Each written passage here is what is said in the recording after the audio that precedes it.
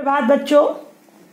आज का टॉपिक है शब्द विचार। क्या है बच्चों? शब्द विचार। बच्चों पहले हम ये देखेंगे कि शब्द कैसे बनते हैं। बच्चों शब्द कैसे बनते हैं? वर्णों के मेल से क्या बनते हैं बच्चों? शब्द। क्या बनते हैं? शब्द बनते हैं। जैसे क, म और ला। ये बच्चों क्या है? का क्या है? वर्ण है। माँ क्या है? वर्ण है। ला क्या है? वर्ण है। और इसको मिला के क्या बना? कमल। ये कौन सा शब्द है? ये सार्थक शब्द है। कैसा शब्द है बच्चों? सार्थक शब्द। अब हम शब्द की परिभाषा या शब्द किसे कहते हैं ये पढ़ेंगे।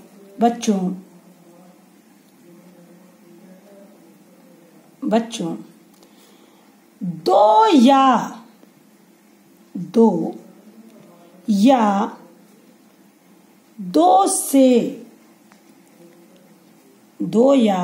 से अधिक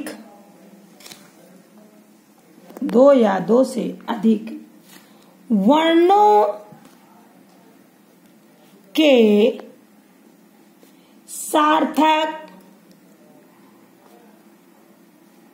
सार्थक मेल को शब्द कहते हैं। क्या बच्चों कहते हैं? शब्द कहते हैं। सार्थक समझ रहे हैं बच्चों? जिस शब्द का कोई सही अर्थ निकले उस शब्द को बच्चों सार्थक शब्द कहते हैं, और जिस शब्द का कोई अर्थ उचित ना निकले ऐसे शब्द को बच्चों निरर्थक शब्द कहते हैं। जैसे कमल आपका सार्थक शब्द है। कमल क्या है? सार्थक। अतर ये क्या है? तरज ये क्या है? निरर्थक शब्द। इसका कोई अर्थ नहीं है बच्चों। समझ में आ रहा है? ऐसे शब्दों को, जिन शब्दों का अर्थ निकले वर्णों के मेल से बनते हैं, ऐसे शब्दों को सार्थक, ऐसे शब्दों को शब्द कहते हैं। बच्चों यहाँ तक आपको समझ में आ गया होगा। अब हम बच्चों पढ़ेंगे पद किसे कहते हैं। जब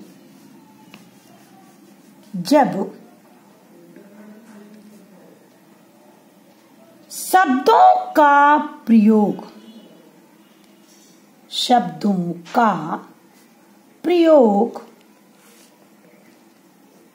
वाक्यों में किया जाता है। किसमें?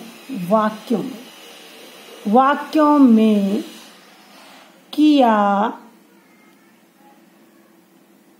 जाता है तब वे पद कहलाते हैं। क्या कहलाते हैं? पद। यहां तक बच्चों आपको समझ में आ गया होगा। पद कौन कहलाते हैं? जब शब्दों का प्रयोग वाक्यों में किया जाता है तो तब वे पद कहलाते हैं। यहां तक आपको क्लियर हो गया बच्चों। अब हम बच्चों पढ़ेंगे शब्दों का वर्गीकरण या शब्दों के भेद। दोनों ही बोल सकते हैं, चाहे आप शब्दों का वर्गीकरण बोलें या आप शब्दों का भेद कहें। बच्चों शब्दों का वर्गीकरण हम 4 आधार पर कर सकते हैं, यानी कि हम शब्दों को 4 भागों में बांट सकते हैं। शब्दों को 4 भागों में बांट सकते हैं, या 4 भागों में बांटा गया है। ठीक है बच्चों, आप देखिए कैसे बांटा गया है। पहला है उत्पत्ति के आधार पर। उत्पत्ति के आधार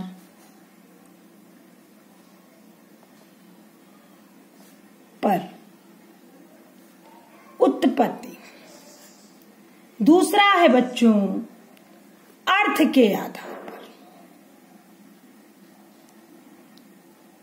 दूसरा है अर्थ के आधार पर। तीसरा है बच्चों प्रयोग के आधार पर। प्रयोग के आधार पर। चौथा है बनावट के आधार पर। ये बच्चों शब्दों का वर्गीकरण है। क्या है बच्चों? शब्दों का वर्गीकरण। बच्चों अगर आपको शब्दों का वर्गीकरण याद करने में या समझने में दिक्कत होती है तो हम इस तरह से इसको याद करेंगे। पहले शब्दों की क्या हुई बच्चों? उत्पत्ति। फिर क्या हुई? रचना। फिर क्या हुआ? प्रयोग। फिर क्या हुआ? अर्थ। मैंने पहले उत्पत्ति हुई, फिर अर्थ के आधार पर भी बोल सकते हैं या ये बनावट के आधार पर भी बोल सकते हैं या रचना के आधार पर भी बोल सकते हैं। फिर अर्थ निकाला, फिर क्या किया? प्रयोग किया, फिर उसके क्या किया? रचना किया। इस तरह से हम शब्दों का वर्गीकरण याद कर सकते हैं। देखिए अब इन चारों वर्गीकरण 4 भागों में बांटा गया है। इन चारों के भी भेद होते हैं। पहला भेद आज हम देखेंगे उत्पत्ति के आधार पर। उत्पत्ति के आधार पर। अब देखिए बच्चों पहला हमारा शब्दों का जब वर्गीकरण किया तो पहला किसके आधार पर? उत्पत्ति के आधार। आज उत्पत्ति के आधार पर उत्पत्ति के आधार पर शब्द के कितने प्रकार होते हैं? 4। उत्पत्ति के आधार पर शब्दों के आधार पर शब्दों के 4 प्रकार होते हैं।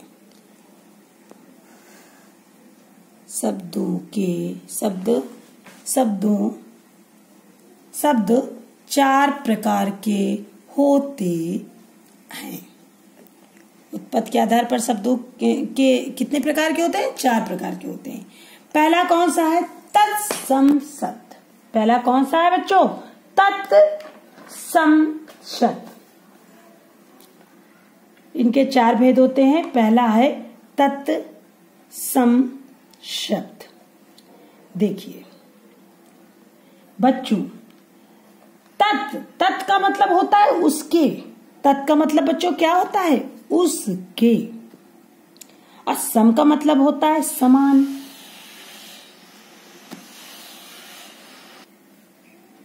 तत् का अर्थ होता है उसके, सम का अर्थ होता है समान। यानी कि जो शब्द संस्कृत से हिंदी भाषा में बिना किसी बदलाव के प्रयोग किए जाते हैं, जैसे संस्कृत में प्रयोग किए जाते हैं वैसे ही हिंदी में प्रयोग किया जाता है। उनके मूल रूप में किसी तरह का परिवर्तन नहीं किया जाता। ऐसे शब्द बच्चों क्या कहलाते हैं? तत्सम शब्द। क्या कहलाते हैं? तत्सम। यानी कि संस्कृत के समान जो शब्द हैं और हिंदी भाषा में प्रयोग किए गए हैं ऐसे शब्दों को तत्सम शब्द कहते हैं। समझ में आया? संस्कृत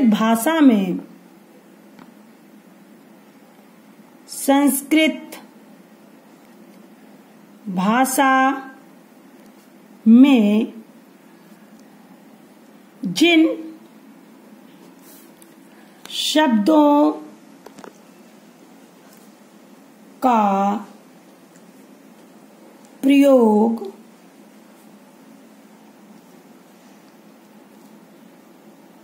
मूल रूप में हिंदी भाषा में होता है। मूल रूप में हिंदी भाषा में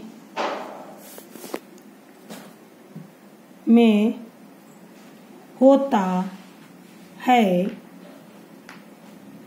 उन्हें बच्चों क्या कहते हैं? तत्सम शब्द। उन्हें क्या कहते हैं? तत्सम शब्द। समझ में आ गया? ऐसे शब्द जो संस्कृत से हिंदी भाषा में सेम उसी तरह प्रयोग किए जाते हैं, उसमें उसके मूल रूप में किसी प्रकार का परिवर्तन नहीं होता, ऐसे शब्दों को तत्सम शब्द कहते हैं। जैसे देखिए बच्चों, सूर्य। सूर्य को संस्कृत में भी सूर्य ही बोलते हैं और हिंदी में भी सूर्य ही लिखा जाता है। अब है जैसे आग। संस्कृत में भी आग को आग ही बोलते हैं और बच्चों, सूर्य आग को क्या बोलते हैं? अग्नि, और हिंदी में भी अग्नि बोलते हैं। ठीक है। अब आइए बच्चों, दूसरा है तद्भव। क्या है? तद्भव। तद्भव शब्द कौन से होते हैं? देखिएगा, संस्कृत भाषा में जिन शब्दों का प्रयोग कुछ परिवर्तन के साथ हिंदी भाषा में उसके मूल रूप में परिवर्तित करके हिंदी भाषा में प्रयोग किया जाता है, ऐसे शब्दों को क्या कहते हैं? तद्भव। संस्कृत के शब्द जब अपने बदले हुए रूप में हिंदी भाषा में प्रयोग किए जाते हैं तो क्या कहलाते हैं? तद्भव कहलाते हैं। जो संस्कृत के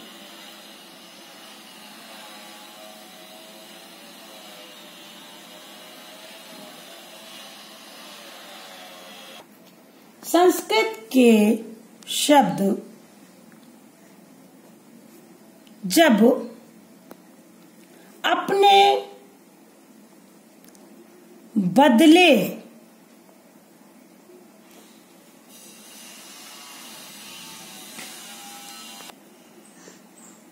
हुए रूप में हिंदी भाषा में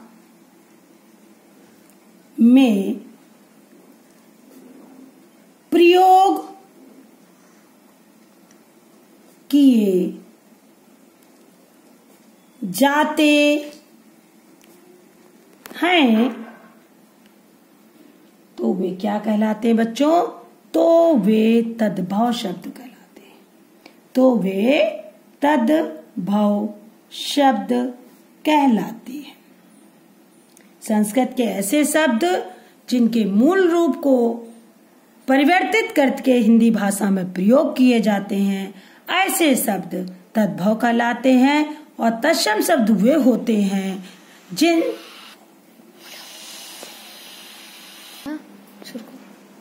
शब्दों में किसी प्रकार का परिवर्तन नहीं होता है, ऐसे शब्दों को तत्सम कहते हैं। और तद्भव शब्द वे होते हैं जिनके मूल रूप को परिवर्तित करके हिंदी भाषा में प्रयोग किया जाता है, ऐसे शब्द तद्भव शब्द कहलाते हैं। समझ में आ गया बच्चों? जैसे है दुग्ध को संस्कृत में तो दुग्ध बोलते हैं और दुग्ध को हमने क्या बना दिया? दूध बना दिया। क्षेत्र के स्थान पर क्या हो गया? खेत हो गया।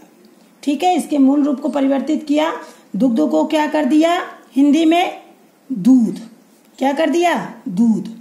और क्षेत्र को क्या कर दिया? खेत। मूल रूप को परिवर्तित करके जो शब्द हमने प्रयोग किए, क्षेत्र के स्थान पे क्या प्रयोग किया? खेत। तो ऐसे शब्द क्या बन गए? तद्भव शब्द। अब आते हैं हम लोग, देशज शब्द कौन से होते हैं?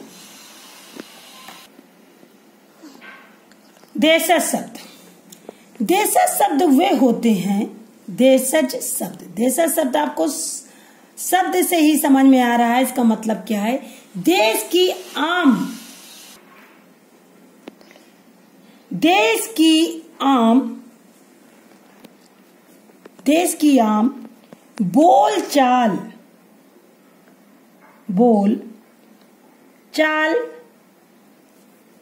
की भाषा में, देश की आम बोलचाल की भाषा में जिन शब्दों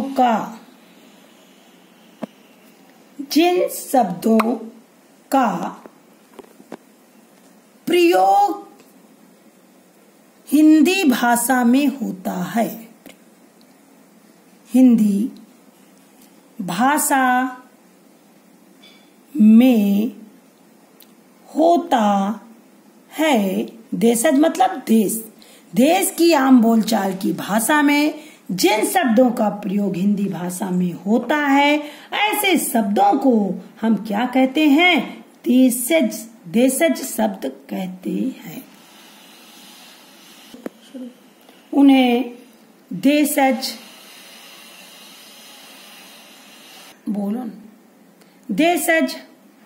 शब्द कहते